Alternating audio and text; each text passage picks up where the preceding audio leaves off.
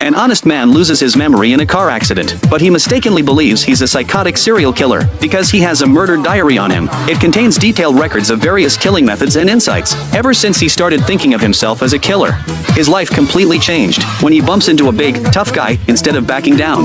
He touches the man's face and calls him cutie. The guy is totally confused. He wants to follow what's written in the diary. Jog 5 kilometers every morning to maintain a killer's stamina, but after just 500 meters, he collapses on a bench, gasping for air. An old man walking by gives him a look of disdain. This can't be right. How can I, a killer, have such poor stamina?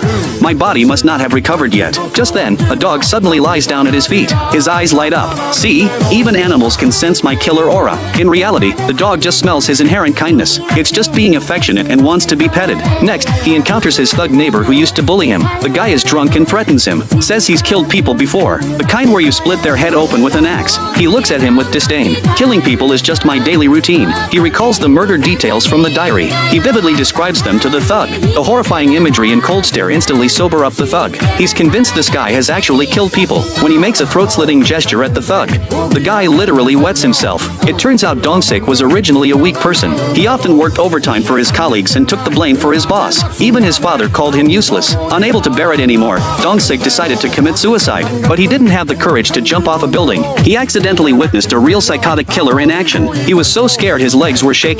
Then the victim, while struggling, knocked the diary to his feet. In panic, he grabbed the diary and ran. While crossing the street, he was hit by a police car. His head struck a fire hydrant and he lost his memory. The killer saw the police and didn't dare approach. After being discharged from the hospital, a female officer drove him home. She returned the diary that had been found at the scene. Dongsik opened the diary and discovered all the writing was backwards. He held it up to a mirror and began reading. As he read, Dongsik was shocked. So I'm a psychotic serial killer. He didn't believe it at first, but his room was filled with crime movies and novels, and these cases actually existed in real life. He started to believe it. The next day, following the diary, he went to the last crime scene. The bloody images instantly assaulted his brain. He completely broke down. Shouldn't I be a good person? He went to his company using a business card. He discovered that his co-workers couldn't look him in the eye. He thought it was because he was radiating killer vibes. In reality, their section chief had embezzled money, causing stock prices to crash. To avoid responsibility, he conspired with all the employees to pin the blame on him. During the evening team building event, the team leader gave him a brutal scolding, warning him to take responsibility in front of the investigation team,